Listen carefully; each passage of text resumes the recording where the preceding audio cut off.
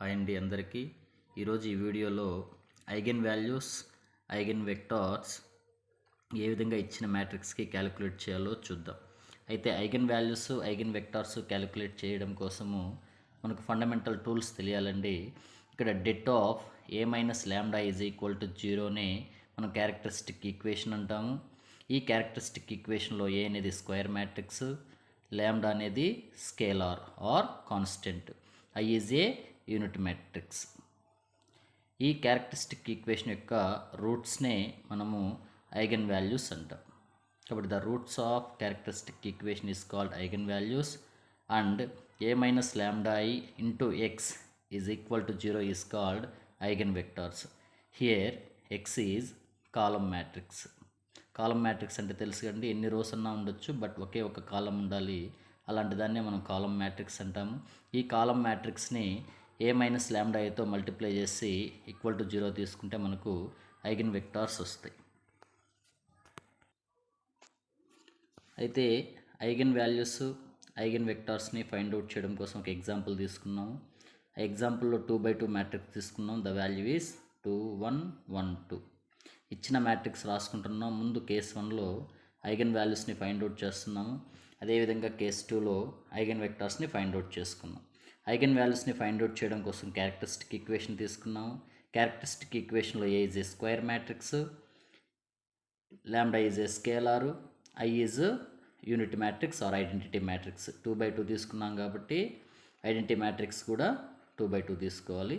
Scalar మల్టిప్లికేషన్ని multiply చేసామంటే ల్యాండా 0 0 ల్యాండా వస్తుంది. ఇక్కడ నుంచి మనం ఏని సబ్ట్రాక్ట్ చేసామంటే మనకు A minus lambda is equal to 0 value వస్తుంది. అయితే det ఆఫ్ ఏ మనకు ఫార్ములా తెలుసండి, ఏడి మైనస్ బీసీ ఫార్ములా తెలుసు కాబట్టి ఆ ఏడి మైనస్ బీసీ ఫార్ములాతో అప్లై చేస్తున్నాం.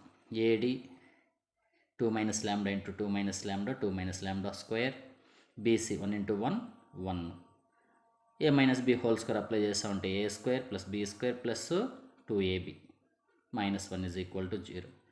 అయితే మనకు ఇక్కడ ఫ్యాక్టర్స్ కనుక్కునేదానికి ఈజీగా మీకు ఇక్కడ సాల్వ్ చేస్తున్నాను, మీరు ఒకసారి దీన్ని గమనించవచ్చు.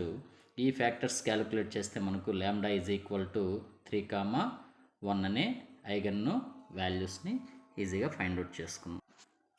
ఐగన్ వాల్యూస్ని ఫైండ్ అవుట్ చేసుకున్న తర్వాత ఈచ్ ఐగన్ వాల్యూ, ప్రతి ఒక్క ఐగన్ వాల్యూకి ఐగన్ వెక్టార్స్ని ఫైండ్ అవుట్ చేయాలండి. ఈ ల్యాండా ఈజ్ ఈక్వల్ టు 3కి ఐగన్ వెక్టార్ని మనము ఇచ్చిన ఫార్ములా ద్వారా A minus lambda I into X is equal to 0ని అప్లై చేస్తామంటే మనకు ఐగన్ వెక్టార్స్ని ఈజీగా ఫైండ్ అవుట్ చేసుకోవచ్చు. ఇక్కడ ల్యాండా ఈజ్ ఈక్వల్ టు 3 కాబట్టి 2 minus lambda is nothing but 2 minus 3 1 1 2 minus lambda 2 minus 3. ఇంకా x1 x2 2x2 మ్యాట్రిక్స్ కాబట్టి x1 x2 తీసుకున్నాము.